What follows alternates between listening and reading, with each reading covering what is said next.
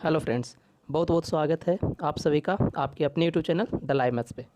तो आज हम लोग करने वाले हैं एक मोस्ट इम्पॉर्टेंट टॉपिक जो कि है विकास की कॉन्सेप्ट एवं इसका जो लर्निंग है अधिगम से क्या संबंध है। इस पे जो इम्पोर्टेंट प्रश्न है जो भी प्रीवियस ईयर में पूछा गया उससे रिलेटेड कुछ कुछ इसमें देखने वाले हैं। तो चलिए, जो भी इस चैनल पे नए हैं वो इस चैनल को सब्सक्राइब जरूर कर लें और अपना बेल आइकन ऑन कर दें ताकि जितनी भी प्रकार की वीडियो हैं वो सबसे पहले आपके पास पहुँचेंगे। तो चलिए, बिना टाइम वेस्ट किए हम लोग स्टार्ट करते हैं। क्वेश्चन नंबर 1 से देखते हैं। फर्स्ट क्वेश्चन आपका बोला जा रहा है, विकास आंतरिक एवं बाह्य कारणों से व्यक्ति में परिवर्तन है, यह कथन किसका। यहाँ पे देखिए, यहाँ पे आपका मनोवैज्ञानिक के रूप में पूछा गया है। तो इसका जो राइट आंसर जाएगा आपका ऑप्शन नंबर 3 के साथ, यानी कि अरस्तु हो जाएगा। नेक्स्ट आगे हम लोग देखते हैं क्वेश्चन नंबर 2 में बोला गया विकासात्मक परिवर्तन हो सकता है। अब यहाँ पे जैसा कि देख पा रहे हैं विकासात्मक परिवर्तन के बारे में पूछा गया। तो मात्रात्मक, गुणात्मक, बहुआयामी और व्यक्तिगत, यानी कि ये चारों टाइप्स से आपका परिवर्तन हो सकता है, यानी कि इसका ऑप्शन नंबर 4 राइट आंसर हो जाएगा। नेक्स्ट आगे हम लोग देखते हैं क्वेश्चन नंबर 3 में बोला गया विकास के संदर्भ में निम्न में से कौन सा कथन सत्य है। अब यहाँ पे देखिए, आपका राइट जो है वो आपको यहाँ पे सर्च करना है और उसी के अकॉर्डिंग इसका आंसर करना है। तो यहाँ पे जैसा कि आप देख पा रहे हैं 4 ऑप्शन आपके सामने दिए गए हैं। तो इसमें फर्स्ट ऑप्शन है बाल्यावस्था में बालकों में केवल परिमाणात्मक परिवर्तन देखे जा सकते हैं। यानी कि यहाँ पे जैसा कि आप देख पा रहे हैं कि केवल, और पहले भी जितना वीडियो मैंने बताया है, जहाँ पे केवल, मात्र, ही, ये सब अगर जो वर्ड आएगा तो समझिए कि वो आपका निगेटिव हो जाएगा। तो ये आपका गलत हो गया। नेक्स्ट, विकास कभी भी प्रासंगिक नहीं हो सकता, ये भी आपका नहीं है। नेक्स्ट, विकासात्मक परिवर्तनों की दर अथवा गति में उल्लेखनीय व्यक्तिगत अंतर हो सकता है। नेक्स्ट, विकास की प्रक्रिया शैशवावस्था से मृत्यु पर्यंत तक चलती रहती है। तो इसमें जो आपका राइट आंसर हो जाएगा ऑप्शन नंबर 3, यानी कि विकासात्मक परिवर्तनों की दर अथवा गति में उल्लेखनीय व्यक्तिगत अंतर हो सकता है। तो इसका आंसर 3 हो जाएगा। नेक्स्ट आगे देखते हैं क्वेश्चन नंबर 4 में बोला गया विकास की प्रक्रिया में खाली स्थान, जीवन मूल्यों, व्यक्तित्व, व्यवहार इत्यादि के विकास भी शामिल है। अब यहाँ पे जैसा कि देख रहे हैं दृष्टिकोण, स्वभाव, रुचि और आदत, यानी कि ये 4 के 4 आपका राइट आंसर हो जाएगा ऑप्शन नंबर 4, यानी कि ये चारों व्यवहार इत्यादि में विकास में शामिल है। नेक्स्ट आगे हम लोग देखते हैं क्वेश्चन नंबर 5 में कहा गया मानव का विकास निम्न में से किस पर निर्भर होता है। अब ये देखिए, बहुत ही नॉर्मल सा प्रश्न है और आप लोग भी इसको अच्छे से समझ पा रहे होंगे। तो इसमें जो आपका राइट आंसर हो जाएगा ऑप्शन नंबर 4, उसकी वृद्धि तथा वातावरण से मिलने वाली परिपक्वता पर हो जाएगा। नेक्स्ट आगे हम लोग देखते हैं क्वेश्चन नंबर 6 की ओर। 6 में बोला गया किसके परिणाम स्वरूप बालक अपने निरंतर बदलते हुए वातावरण में ठीक प्रकार से समायोजन करने में सक्षम हो पाता है। सर्वाधिक उपयुक्त विकल्प का चयन करें। अब यहाँ पे देखिए, जब इस टाइप से बोला जाए सर्वाधिक उपयुक्त विकल्प का चयन करें, यानी कहीं ना कहीं ये 4 ऑप्शन आपका चारों का चारों राइट है, लेकिन राइट में भी आपको देखना है कि सबसे सटीक कौन सा होगा, वही इसका सही आंसर होगा। तो यहाँ पे जैसा कि आप देख पा रहे हैं आपका संज्ञानात्मक विकास, शारीरिक विकास, संवेगात्मक या भाषाई विकास।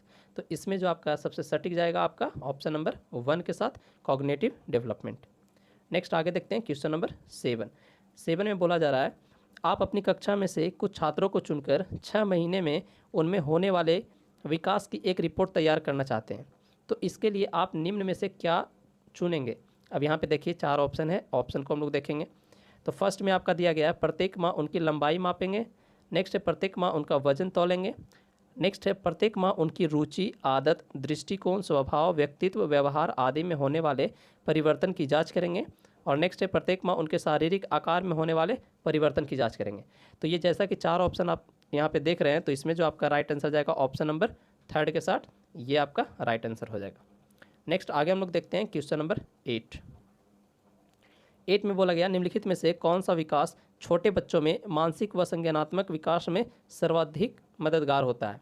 अब यहाँ भी देखिए कि सर्वाधिक मददगार यानी कि सबसे ज़्यादा हेल्पफुल कौन सा होता है बच्चा में, उसके बारे में हम लोग को देखना है। तो इसका जो आपका राइट आंसर चला जाएगा ऑप्शन नंबर 2 के साथ शारीरिक विकास, यानी कि फिजिकल डेवलपमेंट। नेक्स्ट आगे हम लोग देखते हैं क्वेश्चन नंबर 9। तो 9 में बोला गया जब किशोर में किसी वस्तु, समस्या या परिस्थिति के लिए निजी स्तर पर निर्णय लेने की क्षमता का विकास परिपक्व होने लगता है तो इस विकास को कहते हैं। अब इस विकास को क्या कहते हैं उसके बारे में यहाँ पे दिया गया। तो जाहिर सी बात है यहाँ पे आपका हो जाएगा कॉग्निशन, यानी कि कॉग्निटिव डेवलपमेंट यहाँ पे राइट आंसर हो जाएगा। नेक्स्ट आगे हम लोग देखते हैं क्वेश्चन नंबर 10 की ओर। तो 10 में यहाँ पे बोला जा रहा है बालक का संवेगात्मक विकास निम्नलिखित में से किसे प्रभावित करता है। अब यहाँ पे देखिए 4 ऑप्शन आपके दिए हुए हैं। ए में दिया हुआ सामाजिक विकास को, उसके शारीरिक विकास को, सामाजिक विकास को, नैतिक विकास को। तो यहाँ पे जब संवेगात्मक होता है तो संवेग में आपका कहीं ना कहीं ये 3 का 3 आपका आ जाएगा option number 4 right answer. Next आगे हम लोग देखते हैं क्वेश्चन नंबर 11। तो 11 में देखिए यहाँ क्या कहा जा रहा है, इसको और छोटा कर देते हैं, यहाँ पे पूरा प्रश्न आप देख सकते हैं।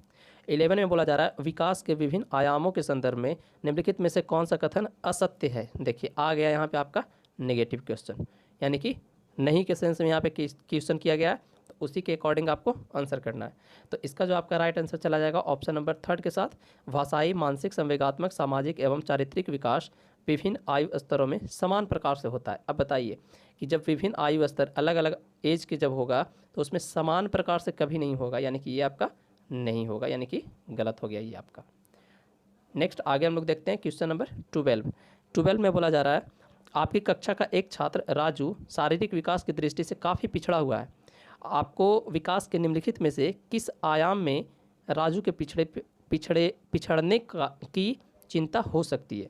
अब देखिए यहाँ पे आपका दिया हुआ संवेगात्मक विकास, बौद्धिक विकास या फिर सामाजिक विकास। तो इसमें देखिएगा, इसमें जो आपका राइट आंसर हो जाएगा ऑप्शन नंबर 4 कहीं ना कहीं, यानी कि ABC, यानी कि यहाँ से भी वो पिछड़ रहा है, यहाँ से भी और इसमें भी, ये आपका राइट आंसर हो जाएगा। नेक्स्ट आगे हम लोग देखते हैं क्वेश्चन नंबर 13 में बोला जा रहा है विकास, वृद्धि और विकास के संदर्भ में निम्नलिखित में से कौन सा कथन सत्य है। अब यहाँ पे देखिए 4 ऑप्शन आपके सामने दिए हुए हैं। तो वृद्धि विकास की प्रक्रिया का एक चरण होता है जिसका क्षेत्र असीमित होता है। नेक्स्ट आगे देखते हैं विकास स्वयं में एक विस्तृत अर्थ रखता है एवं वृद्धि इसका एक भाग होता है। नेक्स्ट आगे इसका देखते हैं क्वेश्चन ऑप्शन नंबर C में क्या दे रहा है, विकास एक सतत प्रक्रिया है जो बालक के परिपक्व होने के बाद भी चलती रहती है। अब इतना जब देख रहे हैं तो इतना देखने के बाद आप अंदाज़ा लगा लिए होंगे कि इसका जो राइट आंसर जाएगा ऑप्शन नंबर 3 के साथ जाएगा, यानी B और C।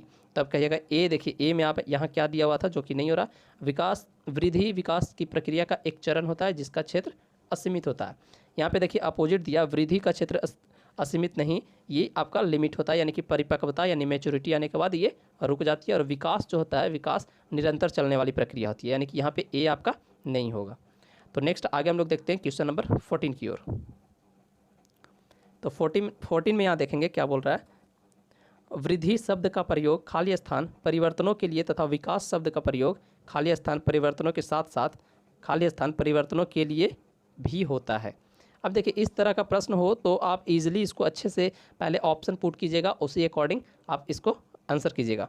तो यहाँ पे जो आपका राइट आंसर हो जाएगा ऑप्शन नंबर 3, यानी कि देखिए परिमाणात्मक और व्यवहारिक, यहाँ पे ये 2 राइट आंसर चला जाएगा ऑप्शन नंबर 3 के साथ। यानी वृद्धि शब्द का प्रयोग परिमाणात्मक परिवर्तनों के लिए तथा विकास का प्रयोग परिमाणात्मक परिवर्तनों के साथ साथ व्यवहारिक परिवर्तनों के लिए भी होता है।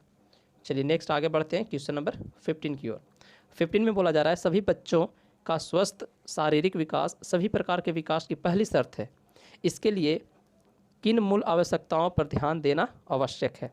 अब यहाँ पे देखिए ये सब जैसे बहुत ही इजी प्रश्न है, आप अच्छे से इसको देख पाइएगा और आंसर कर पाइएगा। तो यहाँ पे दिया हुआ पौष्टिक आहार, तो ये तो ज़रूरी ही है, शारीरिक व्यायाम, मनोवैज्ञानिक, सामाजिक आवश्यकता, ये 3 का 3 आपका कहीं ना कहीं राइट है, तो आपका ऑप्शन नंबर 4 के साथ चला जाएगा। नेक्स्ट आगे हम लोग देखते हैं क्वेश्चन नंबर 16 में बोला जा रहा है शिक्षण की विभिन्न विधियों के प्रयोग के लिए कौन सी अवस्था सर्वाधिक उपयुक्त है। तो यहाँ पे आप 4 ऑप्शन जैसे कि देख पा रहे हैं, तो इसमें जो आपका राइट आंसर चला जाएगा ऑप्शन नंबर 1 बाल्यावस्था, जिसका आपका ड्यूरेशन पिछले वीडियो में मैंने बहुत बार चर्चा किया कि इसका ड्यूरेशन जो होता है 6 से 12 वर्ष, यानी 6 से 12 वर्ष के बीच की अवस्था को क्या बोलते हैं, बाल्यावस्था। तो चलिए आगे हम लोग नेक्स्ट बढ़ते हैं क्वेश्चन नंबर 17 की ओर। 17 में बोला जा रहा है इस अवस्था में बालकों में नई खोज करने की और घूमने की प्रवृत्ति बहुत अधिक बढ़ जाती है। तो ये कौन सा अवस्था है, इसके बारे में पूछा गया है। तो इसमें जो आपका राइट आंसर हो जाएगा ऑप्शन नंबर 2 उत्तर बाल्यावस्था।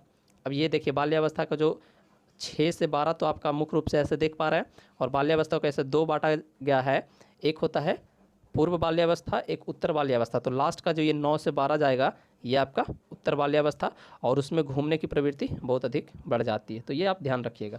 नेक्स्ट आगे हम लोग देखते हैं क्वेश्चन नंबर 18 की ओर। 18 में बोला जा रहा है सार्थक अधिगम की प्रक्रिया विकास की किस अवस्था से आरंभ होती है। अब यहाँ देखिए सार्थक अधिगम यानी अधिगम के बारे में पूछा जा रहा है, तो ये आपका जो स्टार्ट हो जाता है आपका शैशवावस्था से। चलिए नेक्स्ट आगे हम लोग देखते हैं क्वेश्चन नंबर 19 की ओर। तो 19 में बोला जा रहा है मानव विकास की किस अवस्था में बच्चों के सीखने की गति सर्वाधिक होती है। तो ये देखिए सीखने की गति सबसे ज़्यादा जो होती है आपका फर्स्ट में ही, यानी कि शैशवावस्था, जो कि जन्म से 2 वर्ष का, ऐसे जन्म से 2 वर्ष भी ले सकते हैं या फिर जन्म से ये 5 वर्ष के बीच आता है। तो हर मनोवैज्ञानिक के अकॉर्डिंग देखिएगा तो अलग अलग यहाँ पे दिया गया है इसका ड्यूरेशन। तो मेनली रूप से ऐसे देखिएगा तो जन्म से 5 वर्ष दिया जाता है, तो ये ध्यान रखिएगा। अगर जन्म से 2 वर्ष लेते हैं तो फिर 2 से 6 वहाँ पे उत्तर बाल्यावस्था के रूप में दिया जाता है, ये ध्यान रखिएगा, सॉरी पूर्व बाल्यावस्था के रूप में। आगे हम लोग देखते हैं क्वेश्चन नंबर 20 में बोला गया किस अवस्था में घनिष्ठ मित्रता की प्रवृत्ति पाई जाती है। अब देखिए वैसा कौन सा स्टेज होता है जिसमें बच्चे एकदम बोलते हैं ना कि क्लोज फ्रेंड के रूप में ज़्यादा उसका प्रवृत्ति आता है, तो वो होता है आपका किशोरावस्था। तो किशोरावस्था जो होता है ड्यूरेशन 13 से लेकर 19 वर्ष या फिर इसको 12 से 18 के रूप में भी देखा जाता है। तो यहाँ पे मनोवैज्ञानिक के अकॉर्डिंग देखिएगा तो अलग अलग आएगा। तो मेनली रूप से जो 12 वर्ष से ऊपर जब जाता है तो वो किशोरावस्था में आ जाता है, और उस स्टेज में जो होता है घनिष्ठ मित्रता की प्रवृत्ति आ जाती है, ये ध्यान रखिएगा। नेक्स्ट आगे हम लोग बढ़ते हैं क्वेश्चन नंबर 21 में बोला जा रहा है 12 से 14 वर्ष की आयु के बीच खाली स्थान की अपेक्षा खाली स्थान लंबाई एवं मांसपेशियों में तेज़ी से वृद्धि होती है, और 14 से 18 वर्ष के बीच आयु के बीच खाली स्थान की अपेक्षा खाली स्थान की लंबाई एवं मांसपेशियाँ तेज़ी से बढ़ती है। तो ये देखिए नॉर्मली से आप समझ लीजिए कि जब 12 वर्ष से 14 वर्ष यानी जैसे ही किशोरावर्ष में एंट्री होता है तो उस टाइम लड़कों की अपेक्षा लड़कियों की लंबाई और मांसपेशियाँ में तेज़ी से वृद्धि होती है, और वही जब 14 से 18 वर्ष के बीच जाएगा तो लड़कियों की अपेक्षा लड़कों की मांसपेशियाँ और लंबाई में तेज़ी से वृद्धि होती है। तो ये था आज का 21 प्रश्न, जो कि विकास की कॉन्सेप्ट था, जो कि टॉपिक वाइज था, और इसमें कुछ और प्रश्न बच गए हैं जो कि पार्ट 2 के रूप में इसका नेक्स्ट वीडियो में अपलोड किया जाएगा। तो चलिए आज के लिए इतना ही, नेक्स्ट मिलते हैं हम लोग अगले वीडियो में। Thank you.